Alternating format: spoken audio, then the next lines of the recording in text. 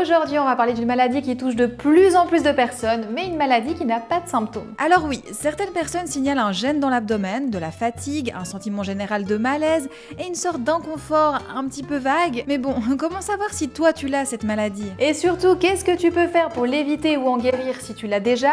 C'est ce qu'on va voir dans cette vidéo. Car oui, une maladie silencieuse, c'est toujours assez flippant, surtout qu'elle peut devenir très grave et avoir des conséquences irréversibles. La bonne nouvelle, c'est qu'il existe des solutions autant pour l'éviter que pour en guérir si on s'y prend assez tôt, donc on va voir ça de plus près dans quelques instants.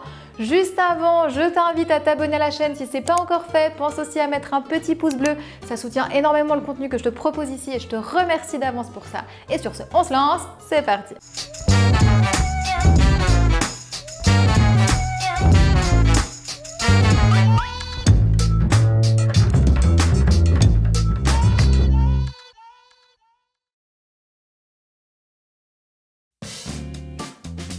Bon, tu l'as compris, on parle de la maladie du foie gras. Alors déjà, qu'est-ce que c'est la maladie du foie gras? Et je précise tout de suite que ce n'est pas lié à l'alcool.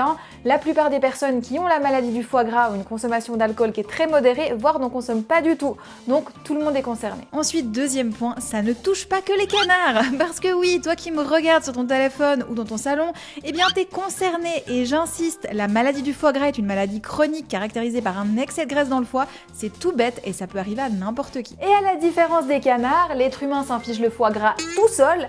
Alors je dis ça sur le ton de la plaisanterie, mais c'est quand même un petit peu triste, je trouve. Et cette maladie du foie gras peut être causée par plusieurs facteurs. Un excès de poids, des habitudes alimentaires malsaines, l'hypertension artérielle, le diabète ou encore certains médicaments. Bref, il y a plein de causes possibles. Alors l'élément clé ici, c'est le poids, enfin plutôt le surpoids, c'est le facteur de risque principal.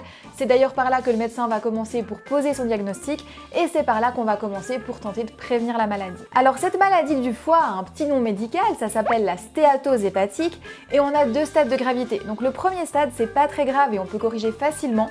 Et puis à partir de là, je vais te parler en abréviation parce que franchement, on est sur des noms qui sont un petit peu barbares. Pas trop beaucoup ça. Donc le premier niveau du foie gras s'appelle la NAFLD, c'est l'abréviation du nom anglais de la maladie, et le deuxième niveau de la maladie, le niveau plus grave, c'est le NASH. Donc ton foie gras devient un NASH avec le temps si tu ne t'en occupes pas, et le NASH peut évoluer vers une fibrose hépatique, une cirrhose et un risque de cancer du foie. Donc pas besoin de te dire que c'est pas très gai. Et pour parler de choses plus joyeuses, j'ai le plaisir de t'annoncer que pour cette vidéo, je suis en collaboration avec HelloFresh. Donc je pense que tu connais, c'est un service de livraison d'ingrédients frais pour que tu puisses cuisiner directement chez toi. Le concept est vraiment intéressant, tu gagnes le temps de faire les courses et le temps de réfléchir à ton menu de la semaine et ça grâce aux fiches recettes que tu reçois avec les ingrédients. Ce qui est très pratique, c'est que tu t'organises comme toi tu veux, tu planifies la livraison à un moment qui t'arrange, comme ça tu prépares directement les premières recettes et il n'y a pas de gaspillage. Et je te rassure, pas besoin d'être un chef, les recettes sont bien expliquées et assez faciles à réaliser.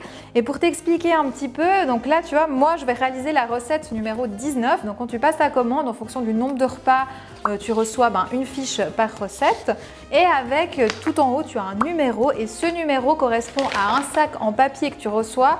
Donc tu reçois un sac en papier par recette que tu mets dans ton frigo et ce qui est très pratique c'est que quand tu veux réaliser ta recette, tu ouvres ton sac et tu as exactement ce qu'il te faut dedans pour réaliser la recette, donc tu perds pas du temps à chercher dans tes placards, il me faut ça, puis ça, puis ça, puis ça, non, tu as tout dedans. Donc moi je trouve que ça franchement c'est très sympa. Ce midi ce sera un plat à base de crevettes et regarde-moi ça, c'est de la grande qualité. Elles ne sont pas pré-cuites, c'est pour ça qu'elles sont transparentes avant la cuisson et ça change tout au niveau du goût. J'ai également préparé la sauce, le riz et regarde, c'est vraiment un plat qui est très appétissant. Bon, cette recette m'a l'air franchement pas mal. Alors je t'avoue que j'ai pas mis tous les piments, j'ai mis un peu mais pas tout. Tu te rappelles l'épisode de la FAQ où je dégustais des nouilles ultra piquantes, je crois que j'ai eu ma dose. Mais bon, je reste ouverte et justement c'est pour ça que j'ai choisi la gamme découverte cuisine du monde de chez HelloFresh quand j'ai passé commande. C'est ce que je trouve vraiment sympa avec cette enseigne, c'est que ça te permet de découvrir des nouvelles choses. Et comme ça tu sors un peu de ta zone de confort, tu découvres des recettes que tu n'aurais peut-être pas testées comme ça ou que tu n'aurais pas pensé. Et ça franchement c'est quelque chose de sympa. Et maintenant on va déguster pour voir si c'est aussi bon que joli. Bon, vraiment c'est pas mal. On sent bien la fraîcheur, ça c'est grâce aux herbes, on a du basilic, on a aussi les tomates qui donnent beaucoup de goût, les crevettes sont bonnes, c'est la sauce qui est top, franchement c'est très bon. Je peux te confirmer que les recettes sont à la hauteur des prétentions de la marque. Et d'ailleurs, si j'ai voulu tester HelloFresh, c'est aussi parce que tu me demandes très souvent dans les commentaires qu'est-ce que j'en pense, quel est mon avis. Donc tu te doutes bien que si je collabore avec eux, c'est que j'ai un avis qui est très positif. Et du coup, j'ai discuté avec HelloFresh et j'ai obtenu une réduction pour toi. Donc si tu veux tester, tu peux commander ta box à moins de 3 € par repas avec le code NoémieMars et en utilisant le lien que je te mets en barre de description. Bon, on reprend la vidéo et maintenant j'aimerais te parler de la situation en France. Et là, j'ai quelques statistiques qui vont pas trop monter le moral. En France, on compte à peu près 17% de la population avec une NAFLD et aux États-Unis, c'est 30% avec une NAFLD et 5% avec un H. Alors en France, les chiffres sont plus bas simplement parce que le taux d'obésité est plus bas, mais ce qu'il faut voir, c'est que 80% des personnes obèses ont une NAFLD et plus de 60% des diabétiques l'ont aussi. Donc surpoids et diabète, c'est deux grosses alertes. Maintenant, parlons des mesures que l'on peut prendre pour limiter les risques de foie gras. Le premier objectif, c'est d'avoir un poids de santé est stable, donc la mesure la plus simple c'est l'IMC. Alors oui, je sais, cette mesure n'est pas parfaite, mais elle est facile à calculer, donc on vise un IMC entre 18,5 et 24,9. Et pour éviter les mauvais résultats de l'IMC, on va compléter avec une deuxième mesure toute simple, le tour de taille. Ton tour de taille est jugé élevé s'il est plus grand ou égal à 80 cm pour une femme et à 94 cm pour un homme. C'est tout simple et ça permet de confirmer le résultat de l'IMC. On se focalise sur l'excès de graisse au niveau du ventre, c'est là que tu as ton foie. Ensuite, comme on l'a vu, le diabète est un gros facteur de risque, mais on a aussi l'hypertension ou des problèmes du métabolisme et il y a encore d'autres facteurs. Donc pour éviter des dommages au foie, on suit les recommandations de son médecin. Il faut aussi arrêter l'alcool ou limiter sérieusement sa consommation. Là, il n'y a pas de miracle, hein. L'alcool fatigue beaucoup le foie. Et en termes de prévention, eh bien, il reste l'activité physique. L'objectif est de pratiquer au moins 30 minutes d'activité physique par jour. Alors il y a la marche, ça c'est le minimum, mais on va aussi aller chercher une activité avec une intensité plus haute à pratiquer plusieurs fois dans la semaine. Parlons maintenant alimentation, car oui, une alimentation saine est essentielle pour prévenir le foie gras. Et là, on revient sur mon terrain, donc je suis très contente de partager quelques infos pour aider ton foie. Et on va commencer par ce qu'il faut éviter ou limiter. Alors ce qu'on évite, ce sont les sucres simples, les graisses saturées et les graisses trans. Et à la place, on va aller chercher des sucres complexes et des acides gras polyinsaturés. Et on va aller chercher tous ces nutriments dans les aliments. Donc il y a les fruits et les légumes, ils sont riches en fibres et en antioxydants qui sont importants pour la santé du foie. Mais il y a aussi les céréales complètes et les légumineuses, elles constituent une bonne source de fibres. Et les légumineuses sont très importantes ici parce qu'elles apportent encore d'autres nutriments que tu ne trouves pas dans les céréales, comme les protéines par exemple. On a également les noix et les graines qui sont une bonne source de graisses saines, de protéines et de fibres qui vont aider à protéger le foie. Il y a notamment la graine de tournesol qui est très intéressante parce qu'elle contient beaucoup de vitamine E, un antioxydant qui est très efficace pour aider ton foie. Et après, pour ce qui est des bons acides gras, le poisson reste une valeur sûre. Bon, et petit bonus pour le café, oui, boire un petit café est un rituel du matin pour beaucoup de monde, mais il pourrait avoir des effets bénéfiques au-delà de l'effet stimulant de la caféine. D'après certaines études, une consommation régulière de café est associée à une diminution significative du risque de développer une NASH chez les personnes qui ont reçu un diagnostic de NAFLD. Donc certaines substances actives dans le café ont visiblement un effet positif sur la santé de ton foie, à garder à l'esprit. Maintenant, une petite info qui compte, 20% des lésions au foie aux États-Unis sont causées par des compléments alimentaires. Et les autorités sanitaires américaines ont même créé une base de données des substances connues pour être toxiques pour le foie.